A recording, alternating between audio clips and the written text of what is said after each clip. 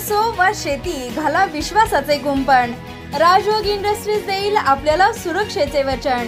घर, गोटा, poultry form, उद्योग आणि शेतीच्या कंपाऊंडच्या जाळीच्या निर्मितीसाठी पलूस तालुक्यातील एकमेव नाव राजयोग इंडस्ट्रीज। कंपाऊंड जाळी उत्पादक, किर्लोस्करवाडी रोड, आशीर्वाद कॉलनी समोर, पलूस। प्रोप्रायटर योगेश बबनराव जाधव। आमच्याकडे सर्व प्रकारची कंपाऊंडची कामे करून मिळतील। सर्व प्रकारचे खिळे व बाइंडिंग तार उपलब्ध। संपर्क 87 93 24 90 02 आणि 94 21 17 04 53।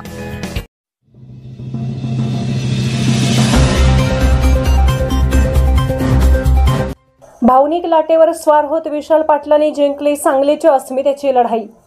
सांगली लोकसभा मतदारसंघात अपक्ष उमेदवार विशाल पाटील विजयी झाले आहेत। जवळपास 1,259 फरकाने ते विजयी झाले आहेत।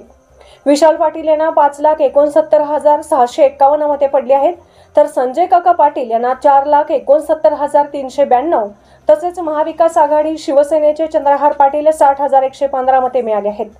चंद्रहार पाटील हे आपले डिपॉझिटही वाचवू शकले नाहीत। विशाल पाटील यांनी मतदारांचे आभार मानले आहेत। सांगलीतील सर्व पदाधिकारी माझ्या पाठीमागे होते। ज्यांना धमक्या मिळाल्या त्यांच्या मी पाठीशी आहे। सांगलीतील प्रत्येक व्यक्तीचा खासदार म्हणून मी काम करणार आहे।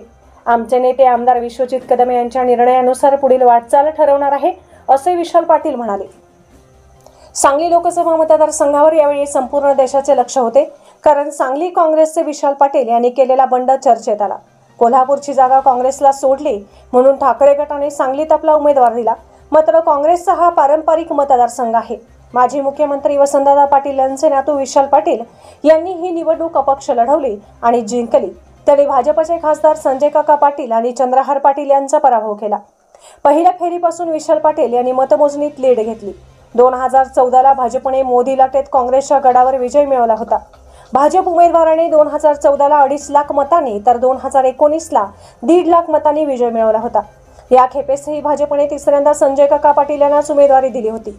अपक्ष विशाल पाटील, भाजपचे संजय काका पाटील तर ठाकरे गटाचे चंद्रहार पाटील हे निवडणुकीत आमने सामने होते। यामध्ये विशाल पाटील यांनी दणदणीत विजय संपादन केले आहे।